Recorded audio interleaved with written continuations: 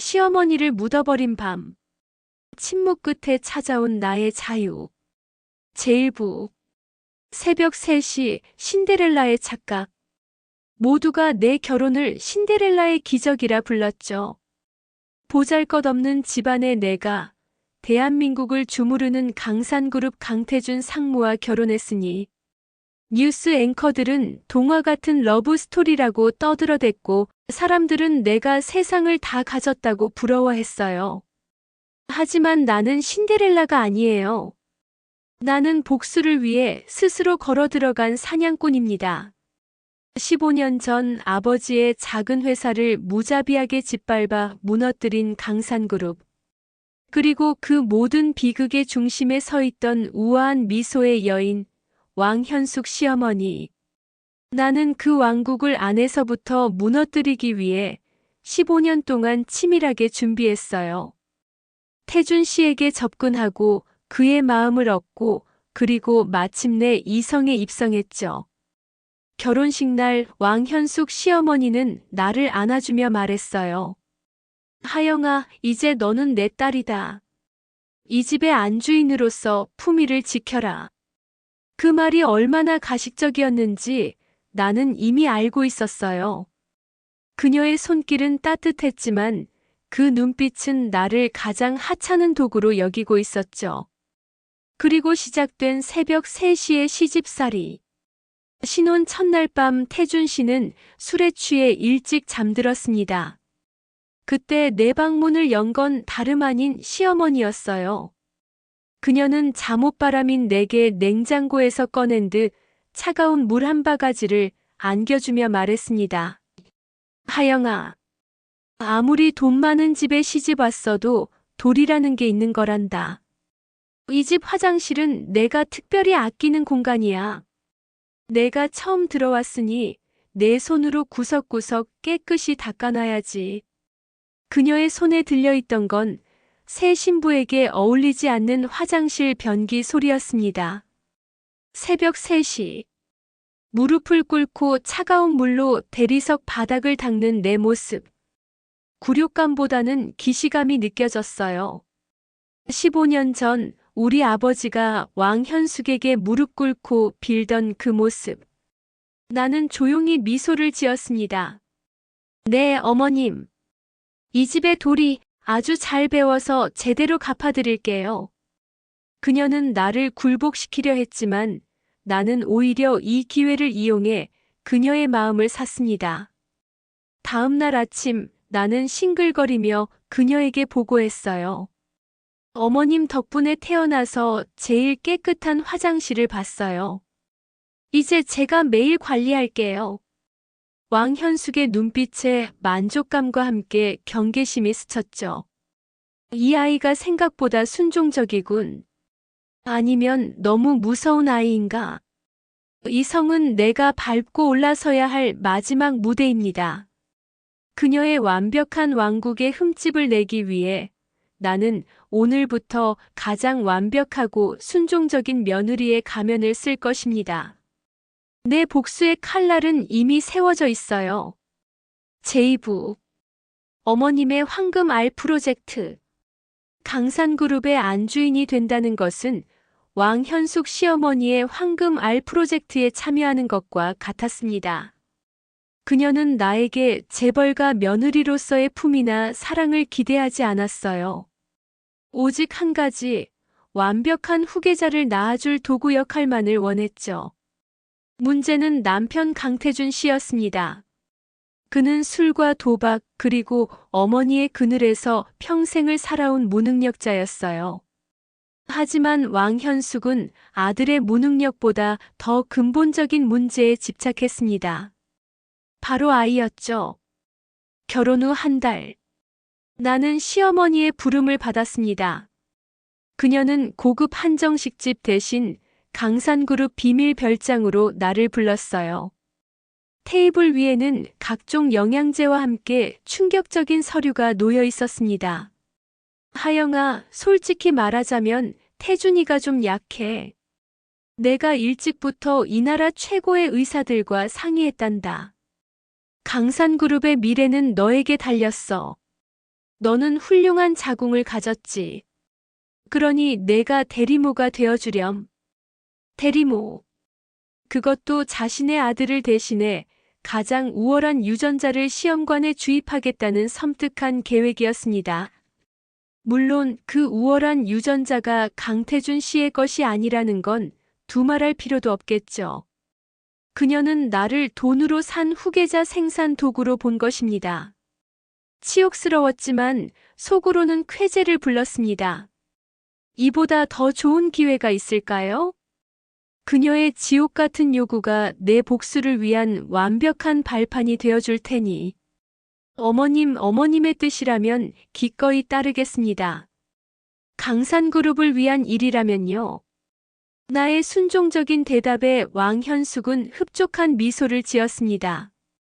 역시 내가 고른 며느리야. 돈이면 뭐든 하는 천박한 계집. 그녀의 눈빛이 그렇게 말하고 있었죠. 하지만 나는 그녀가 원하는 대로 순순히 진행하지 않았습니다.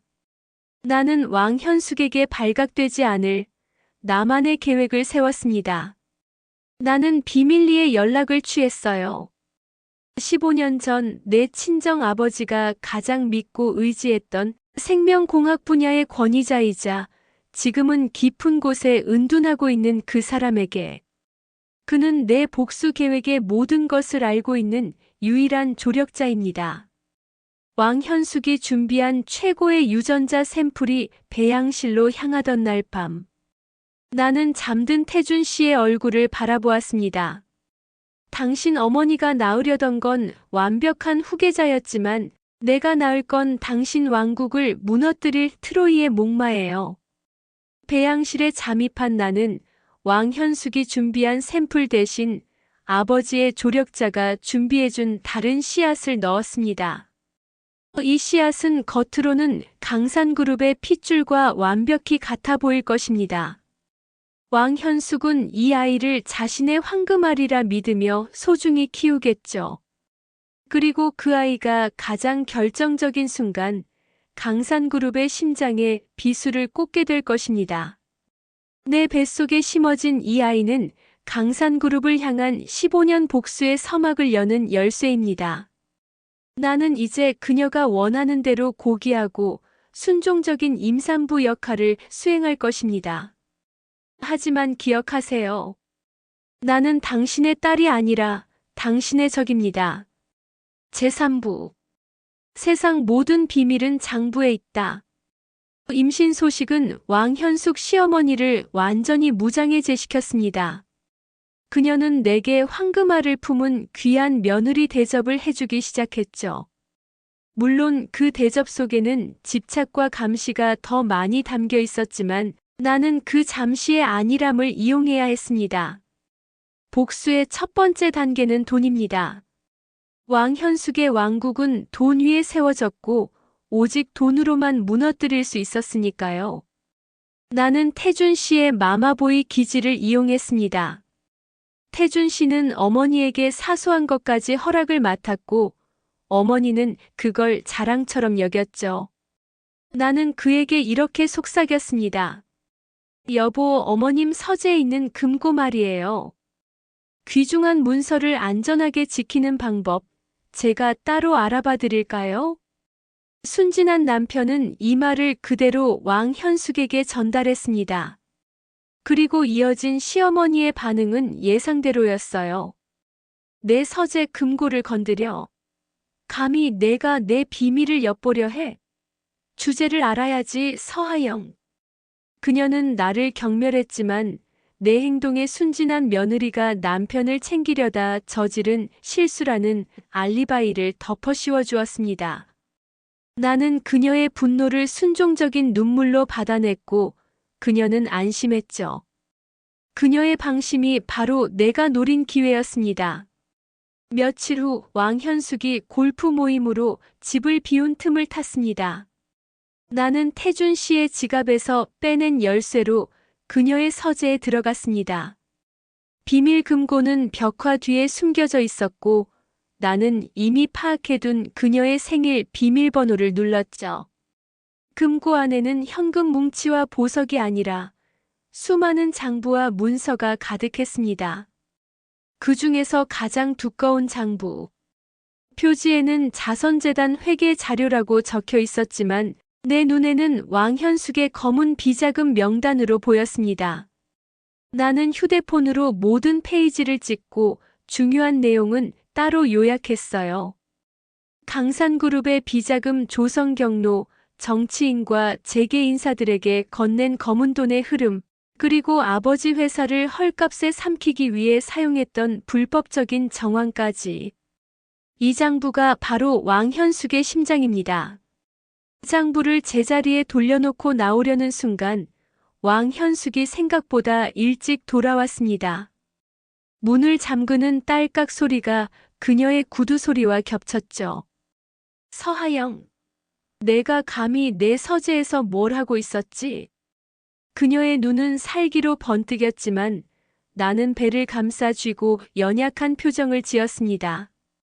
어머님, 태준 씨가 먹고 싶다던 만두가게 전화번호를 찾으려고요. 너무 놀라지 마세요. 뱃속 아기가 놀랄까봐 무서워요. 그녀는 잠시 나를 쏘아보다가 뱃속의 황금알을 떠올리고 분노를 사겼습니다. 쓸데없는 짓 말고 방으로 들어가. 내 집에서 수상한 짓 하지 마. 그날 밤 나는 확보한 장부 자료를 읽으며 미소 지었습니다. 이 자료로 나는 그녀를 법의 심판대에 세울 수도 재산 싸움에서 완벽히 이길 수도 있습니다. 며느리에게 멸시를 주던 그녀의 왕국. 이제 그 왕국의 기초가 흔들리기 시작했습니다. 제4부. 남편 가장 쓸모없는 도구. 내 손에 들어온 비자금 장부는 왕현숙 시어머니에게 치명적인 무기였지만 그걸 당장 꺼내 쓸 수는 없었습니다. 복수는 한 번에 끝내야 하니까요.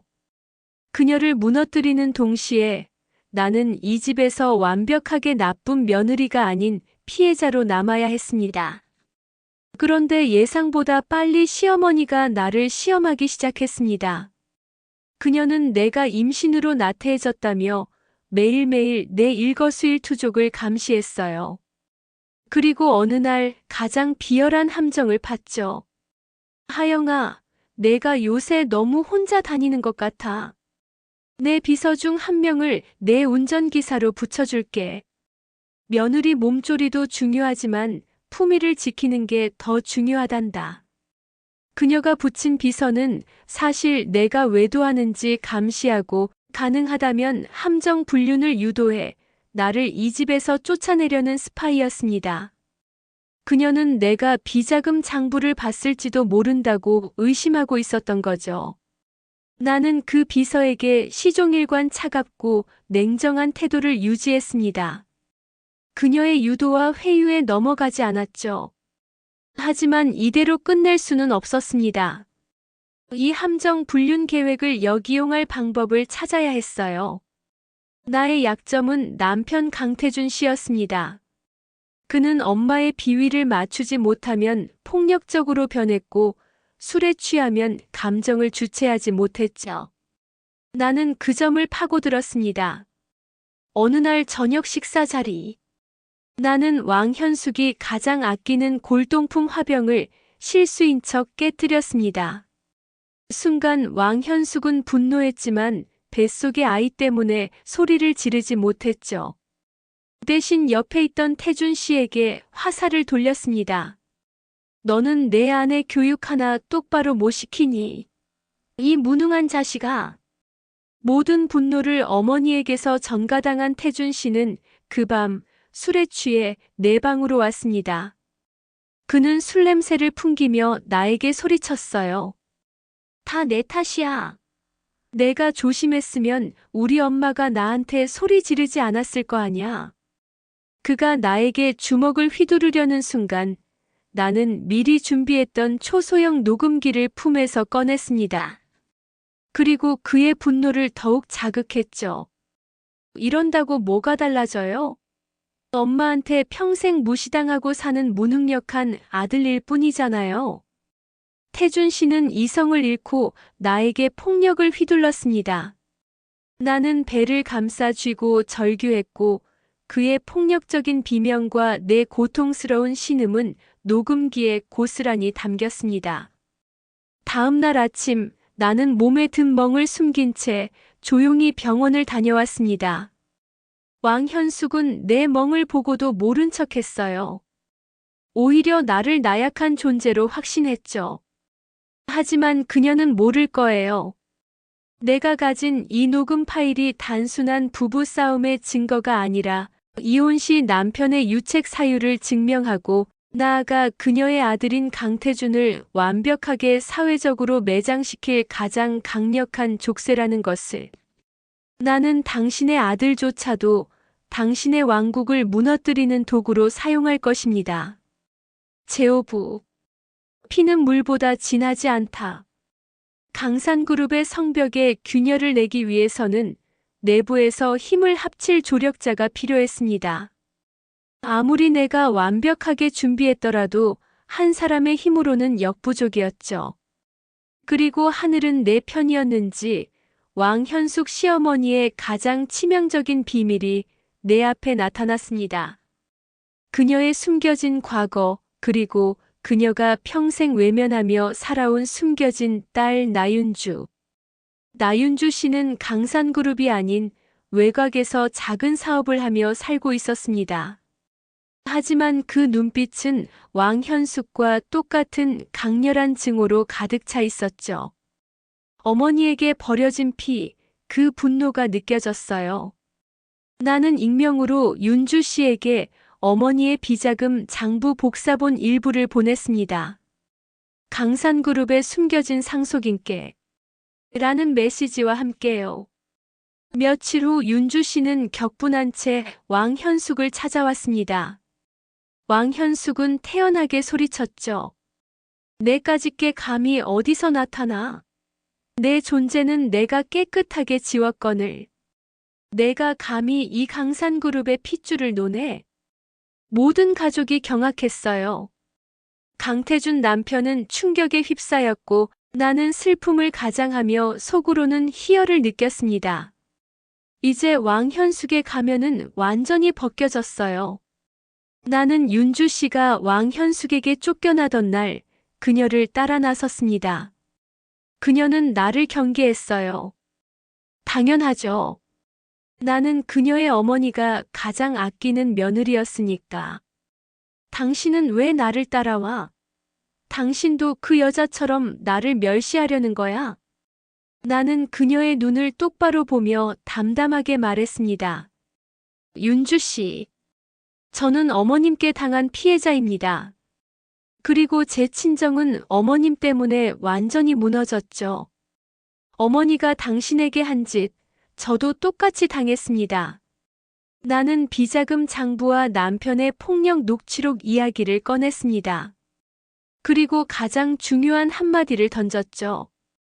왕현숙은 당신에게 상속할 마음이 단 1%도 없습니다. 하지만 저와 손을 잡으면 당신은 강산그룹의 정당한 몫을 찾아갈 수 있어요. 우리 두 여자의 힘으로 왕현숙을 무너뜨립시다. 버려진 딸 나윤주. 그리고 복수를 위해 들어온 며느리 서하영. 우리는 그날 밤 핏줄보다 강한 복수 동맹을 맺었습니다. 우리는 서로의 증거와 계획을 공유했고 완벽하게 역할을 분담했죠. 윤주 씨는 외부에서, 나는 내부에서 왕현숙을 조여가기로 했습니다. 왕현숙은 이 사실을 꿈에도 모를 겁니다. 자신이 버린 딸과 자신이 믿었던 며느리가 한 이불을 덮고 자신을 무너뜨릴 계획을 짜고 있다는 것을. 왕현숙 씨, 당신이 평생 소중히 여겼던 강산그룹이라는 성은 이제 가장 가까운 사람들의 손에 의해 무너지기 시작할 겁니다. 피는 물보다 진하지 않다는 것을 곧 알게 될 거예요. 제6부. DNA의 배신, 터져버린 왕국. 복수 동맹이 결성되고 나는 시어머니 왕현숙을 향한 압박 수위를 높이기 시작했습니다. 나윤주 씨는 외부에서 강산그룹의 숨겨진 재산을 파헤쳤고 나는 내부에서 왕현숙의 신경을 긁어댔죠. 하지만 왕현숙의 집착은 오직 하나, 내 뱃속의 황금 알에 집중되어 있었습니다. 그녀는 아이가 조금이라도 아프거나 내가 계획과 다르게 행동할 때마다 불안해했어요. 그녀는 이 아이를 강산그룹의 유일하고 완벽한 후계자로 만들기 위해 이미 모든 것을 걸었거든요. 내가 계획했던 DNA 검사 시기가 다가왔습니다. 왕현숙은 불안함을 이기지 못하고 자신의 주치의를 통해 산부인과에 잠입해 검사를 진행하도록 명령했죠. 나는 순순히 따랐습니다. 어차피 이 검사는 내 계획의 핵심 단계였으니까요. 나는 미리 나윤주 씨를 통해 검사 결과가 조작된 서류를 왕현숙의 주치의에게 전달했습니다. 서류에는 충격적인 내용이 담겨 있었죠. 결전의 날 왕현숙은 태준 씨와 나를 대동하고 주치의의 호출에 응했습니다. 주치의는 침통한 표정으로 검사 결과를 읽어내려갔어요. 죄송하지만 아이의 DNA는 강태준 상무님의 친자 일치율이 0%입니다. 아이의 아버지는 강 상무님이 아닙니다. 순간 왕현숙의 얼굴은 핏기 하나 없이 하얗게 질렸습니다. 그녀의 표정은 마치 자신의 왕국이 무너지는 소리를 직접 듣는 듯 했죠. 남편 태준 씨는 곧바로 나를 향해 달려들었습니다. 내가 감히, 내가 날 속여. 이 집안의 핏줄을 더럽혀. 당장 이혼이야. 태준 씨의 폭력적인 손길이 내게 닿으려는 순간 왕현숙이 더 큰 소리를 지르며 쓰러졌습니다. 내가 감히 내 아들 씨앗이 아니라는 거냐? 이 악마 같은 계집. 그녀의 비명과 함께 그녀는 그대로 실신했고 나는 이 기회를 놓치지 않았습니다.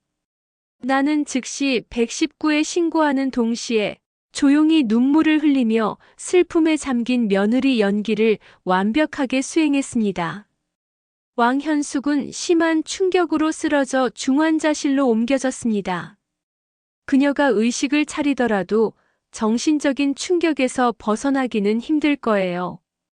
그녀가 평생의 수건 사업으로 여겼던 황금알이 자신을 파멸시킬 트로이의 목마로 밝혀졌으니 말입니다. 태준 씨는 이성을 잃고 나에게 폭언을 퍼부었지만 나는 냉정하게 대응했습니다. 당신이 나에게 했던 가정폭력 증거를 잊었나요? 지금 나에게 소리치는 순간 당신의 모든 것을 잃게 될 겁니다. 이 아이가 당신의 핏줄이 아니라는 사실은 당신 어머니의 병적인 집착이 낳은 결과예요. 그녀는 모든 것을 잃었습니다. 명예를 잃었고 신뢰를 잃었고 가장 소중히 여겼던 미래의 후계자까지 잃었죠. 나는 조용히 중환자실 유리창 너머로 왕현숙을 바라보았습니다. 어머님, 이제 시작입니다. 당신이 저지른 죄의 대가 제가 고통스럽게 갚아드릴게요. 제7부 병원 VIP실의 여왕. 강산그룹의 안방마님 왕현숙은 중환자실에서 일반 병실, 그것도 가장 호화로운 VIP실로 옮겨졌습니다. 심장에는 문제가 없었지만 정신적인 충격과 스트레스가 그녀의 온몸을 마비시킨 상태였죠. 그녀는 눈을 떴지만 말도 몸도 움직일 수 없는 의식 있는 식물인간 상태였습니다. 모두가 나를 걱정하며 말했어요. 며느리님, 힘들면 전문 간병인을 쓰세요. 하지만 나는 단호하게 거절했습니다. 아닙니다. 제가 어머님을 직접 돌봐야죠. 어머님께 평생 씻을 수 없는 죄를 지은 제가 마지막으로 봉양할 기회예요. 나는 가장 헌신적인 며느리처럼 보였지만 병실은 사실 나에게 완벽한 복수의 무대였습니다. 아무도 없는 늦은 밤, 왕현숙의 침대 곁에서 나는 속삭였어요. 어머님, 들리시죠? 눈은 뜨고 계시잖아요. 15년 전 우리 아버지에게 누명을 씌워 회사를 뺐고 결국 아버지를 돌아가시게 만든 그날 밤을 기억하세요? 왕현숙의 눈동자가 불안하게 흔들렸지만 그녀는 여전히 무력했습니다. 그녀의 분노는 비명조차 될 수 없는 무음의 절규로 바뀌어 갇힌 영혼처럼 병실을 맴돌았죠. 나는 그녀의 가장 예민한 부분을 건드렸습니다. 어머님, 제가 낳은 그 아이 말이에요. 어머님이 그토록 바라던 강산그룹의 후계자는 맞아요. 하지만 유감스럽게도 강태준 씨의 핏줄은 아니죠. 나는 병실에 작은 TV를 켰습니다. 나윤주 씨와 내가 준비한 강산그룹 비자금 관련 검찰 조사 보도가 흘러나왔습니다. 윤주 씨는 검찰에 중요한 증거를 넘기고 나서는 길이었죠. 어머님이 평생 숨기려 했던 비자금, 당신이 버린 딸 나윤주 씨가 세상에 폭로하고 있어요. 당신의 왕국이 무너지는 소리가 들리세요? 바로 당신이 가장 소중히 여겼던 돈 때문에 무너지는 겁니다. 왕현숙은 온 힘을 다해 눈을 깜빡였지만 아무도 그 눈짓을 알아채지 못했습니다. 그녀의 유일한 생명 유지 장치인 산소호흡기 옆에서 나는 태연하게 그녀의 얼굴을 닦아주었습니다. 어머님, 가끔 호흡기가 답답하시죠? 네. 숨이 막혀서 죽을 것 같은 그 기분. 우리 아버지가 회사와 명예를 잃었을 때 느꼈던 기분과 똑같을 거예요. 나는 일부러 그녀의 산소호흡기 밸브를 살짝 아주 미세하게 줄였다가 다시 원상태로 돌려놓았습니다. 왕현숙은 극심한 공포와 함께 눈물을 흘렸죠. 그녀는 나에게 살려달라는 눈빛을 보냈지만 나는 미소로 답했습니다. 당신은 내 손에 달려 있어요. 나는 당신에게 고통을 줄 수도 당신을 살려둘 수도 있죠. 이 호화로운 VIP실은 이제 죄를 지은 왕현숙의 개인 감옥이자 고문실이 된 것입니다. 복수는 뜨거울 필요 없었습니다. 이렇게 차갑고 고요하게 그리고 철저하게 진행되어야 했습니다. 제8부 상속 전쟁의 최종장. 왕현숙 시어머니가 VIP 병실에 갇혀 있는 동안 강산그룹은 혼란에 빠졌습니다. 나윤주 씨가 제공한 비자금 증거로 검찰 조사가 시작되었고 주식은 폭락했습니다. 강태준 남편은 경영권을 지키기는커녕 어머니의 재산을 어떻게든 먼저 확보할 생각뿐이었죠. 그 혼란 속에서 왕현숙의 변호사가 유언장을 공개했습니다. 모두가 경악했어요. 그녀의 유언장에는 강태준에게 그룹의 경영권을 물려주는 대신 나에게 현금 자산의 30%를 조건 없이 증여한다는 내용이 담겨 있었으니까요. 이게 무슨 말이야? 서하영에게 현금을 준다고. 어머니, 이 유언장은 무효예요. 태준 씨는 미친 듯이 날뛰었고 나윤주 씨는 자신의 몫이 생각보다 적은 것에 분노했습니다. 왕현숙은 마지막까지 나를 가장 충성스러운 도구로 여겨 며느리에게 돈을 줘서라도 강산그룹의 비밀을 지키려 했던 거죠. 하지만 나는 그 돈에 눈이 멀지 않았습니다. 나는 이미 그녀의 비자금 장부를 통해 그 돈보다 훨씬 큰 그림을 보고 있었으니까요. 재산 분쟁은 곧 법정 싸움으로 번졌습니다. 남편 태준 씨는 유언장을 무효화하고 나를 불륜과 사기 결혼의 죄인으로 몰아세웠습니다. 나윤주 씨는 자신의 정당한 몫을 주장하며 분쟁에 뛰어들었죠. 강산그룹의 치부가 온 나라에 생중계되는 꼴이었습니다. 결전의 날 나는 법정에 가장 헌신적이지만 상처받은 며느리의 모습으로 섰습니다. 그리고 판사 앞에서 차분하게 하지만 단호하게 말했습니다. 저는 강산그룹의 재산에 관심 없습니다. 다만 저는 이 잔혹한 집안과의 관계를 정당하게 끊고 싶습니다. 그리고 나는 증거를 제출했습니다. 첫 번째는 남편 강태준의 가정폭력 녹취록과 상해 진단서. 그리고 두 번째는 왕현숙의 비자금 장부에서 발췌한 친정 아버지를 몰락시킨 불법적인 거래 정황이 담긴 문서였습니다. 법정은 순식간에 아수라장이 되었습니다. 남편 태준 씨는 자신이 폭력범으로 몰리자 얼굴이 시뻘개져 소리쳤고, 나윤주 씨는 그 문서를 보자마자 왕현숙의 폐륜에 분노했습니다. 이 여자가 내게 돈을 준 이유가 고작 이걸 덮으려는 거였어? 어머니, 당신은 인간도 아니야. 나는 그 혼란 속에서 가장 냉철하게 판사에게 요구했습니다. 판사님, 저는 이 더러운 돈과 인연을 끊고 싶습니다.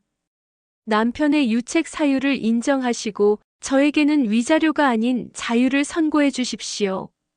왕현숙은 병원에서 이 모든 상황을 실시간으로 보고받았겠죠. 그녀가 유언장에 나를 넣은 것은 자신을 지켜달라는 마지막 거래였지만 나는 그 거래를 깨고 그녀의 가장 깊은 곳까지 파고들었습니다. 당신이 나를 도구로 삼으려 했지만 결국 당신의 모든 것을 폭로하는 도구는 바로 나, 서하영이 될 것입니다. 제9부 무너지는 왕국과 선언되는 자유. 법정에서의 폭로는 강산그룹을 완전히 침몰시켰습니다. 비자금과 불법 상속 문제가 수면 위로 떠오르면서 왕현숙 시어머니는 회복할 틈도 없이 검찰 조사 대상이 되었죠. 물론 움직일 수 없는 그녀를 대신해 변호사와 측근들이 수사를 받았지만 그룹의 이미지는 회복 불능이었습니다.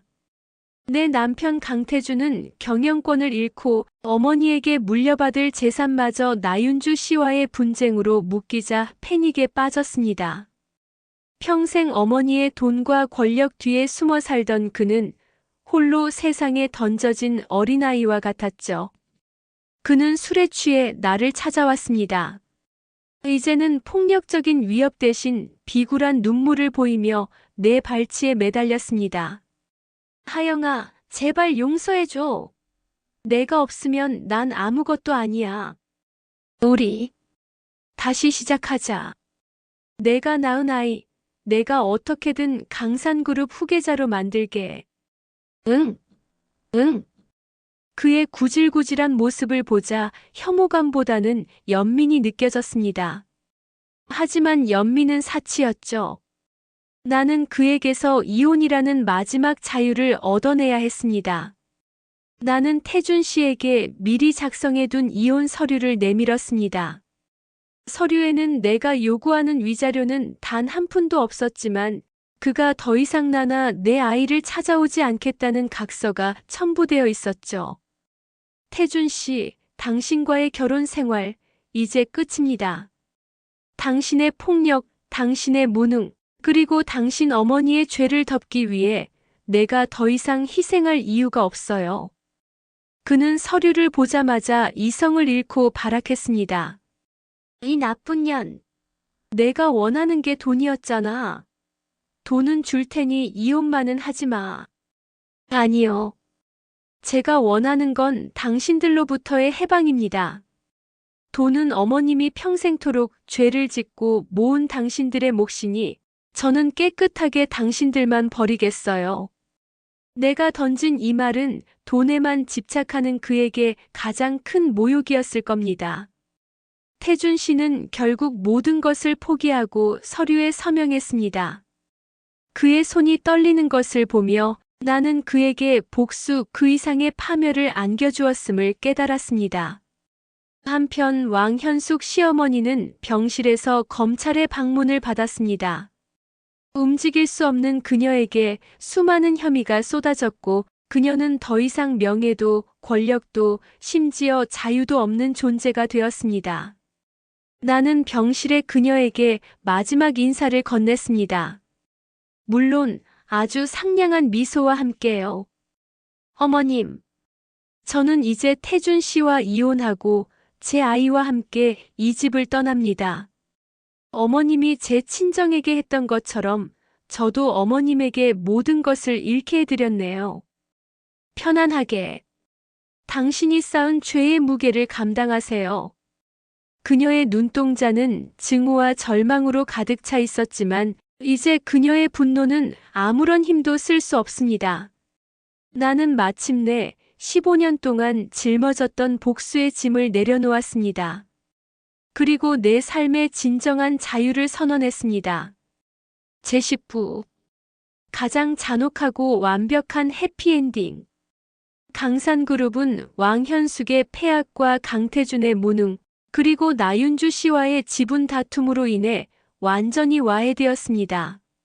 나윤주 씨는 자신의 정당한 몫과 어머니에 대한 분노를 표출하며 회사의 구조 개편에 참여했지만 그녀 역시 강산그룹이라는 짐을 완전히 지고 싶어 하진 않았어요.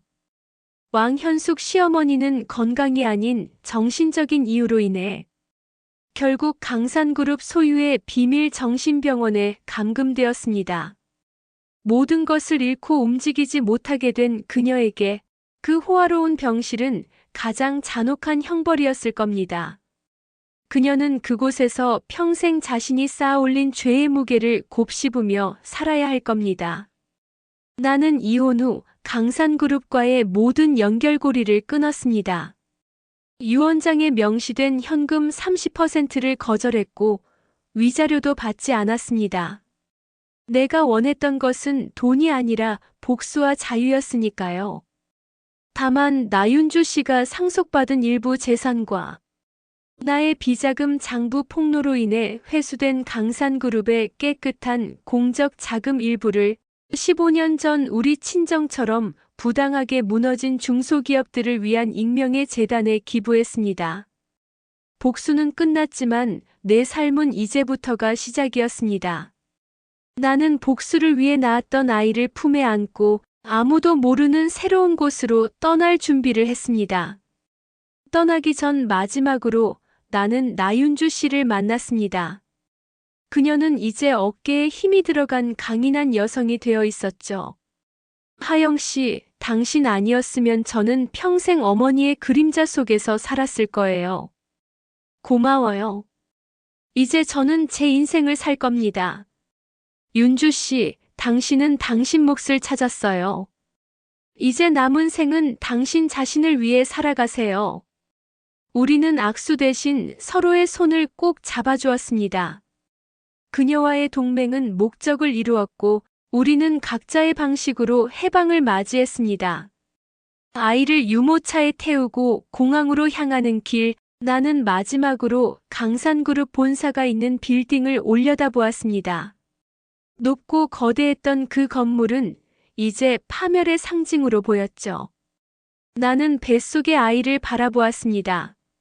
아이는 강태준의 핏줄은 아니지만 강산그룹의 죄와 왕현숙의 집착이 낳은 가장 강한 생명입니다. 복수를 위해 태어났지만 이제는 나만의 미래를 함께할 소중한 아이이죠. 나는 아이의 귓가에 속삭였습니다. 아가야, 엄마는 이제 모든 것을 묻고 너와 함께 떠난다. 이제 우리에게 남은 건 오직 빛나는 미래뿐이야. 나는 15년 전 잃었던 친정아버지의 명예를 되찾았고 나를 멸시하던 왕현숙을 가장 고통스러운 방식으로 응징했습니다. 나의 복수는 차갑고 치밀했으며 누구에게도 피해자 코스프레를 하지 않는 가장 잔혹하고도 완벽한 복수였습니다.